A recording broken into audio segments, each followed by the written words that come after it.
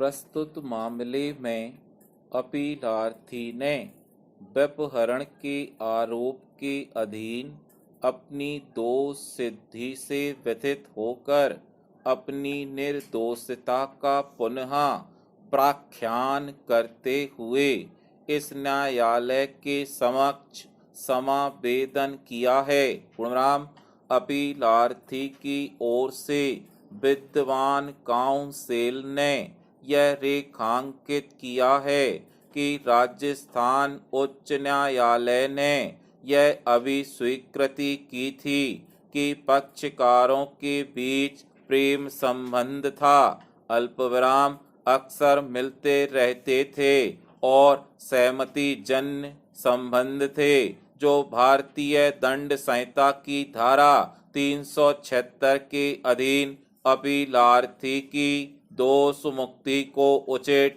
ठहराती है। किंतु राजस्थान उच्च न्यायालय ने साथ ही साथ यह भी अभिनिर्धारित किया है कि अभियुक्ति अपने माता पिता की अभिरक्षा से स्वेच्छा से नहीं गई थी और विवाह के लिए ले जाने के लिए सम्मति नहीं दी थी।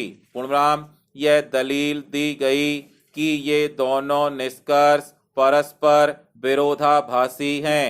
पूर्णराम, प्रस्तुत न्याय दृष्टांत में इस न्यायालय के निर्णय का इस बात की पुष्टि करने के लिए अवलंब लिया गया कि किसी अप्राप्त वय लड़की द्वारा स्वेच्छा से घर का परित्याग कर देना व्यपहरण की कोटि में नहीं आएगा और किसी सक्रिय अंतर्ग्रस्तता के अभाव में यह नहीं कहा जा सकता है कि अपीलार्थी अभियुक्ति को अपने साथ ले गया था या बहलाकर भगाकर ले गया था। पूर्णविराम पैराचेंज।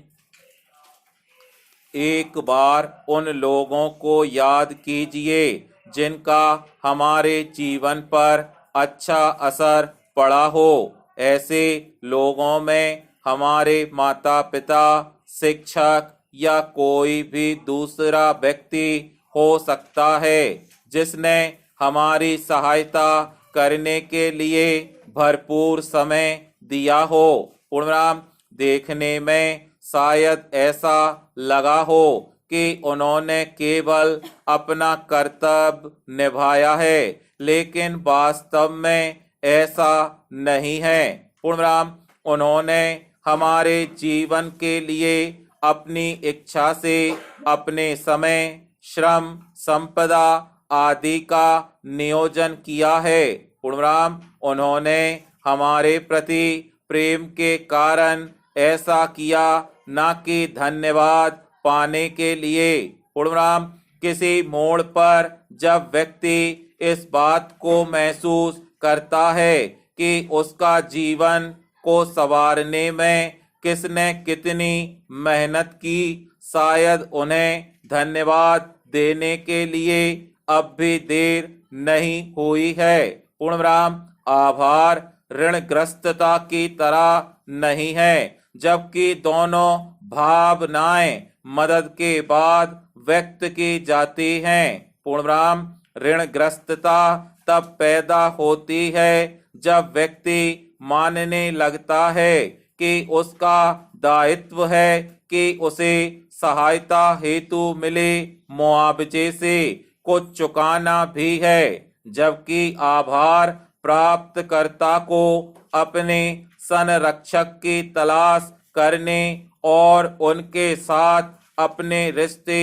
सुधारने के लिए प्रेरित करता है। पूर्णविराम पैराचेंज। इसके विपरीत राज्य की ओर से विद्वान काउंसिल ने दोष सिद्धि के आक्षेपित निर्णय का समर्थन किया। पूर्णविराम, उन्होंने कानून भारतीय दंड संहिता की स्पष्ट भाषा के साथ पठित निचले न्यायालयों के समवर्ती निष्कर्षों पर भारी बल दिया और यह दोहराया कि 18 वर्ष से कम आयु के लड़के के सम्मति भारतीय दंड संहिता की धारा 361 के अंतर्गत व्यपहरण के मामले में कोई बहाना नहीं हो सकता है। पूर्ण विराम, स्टॉप।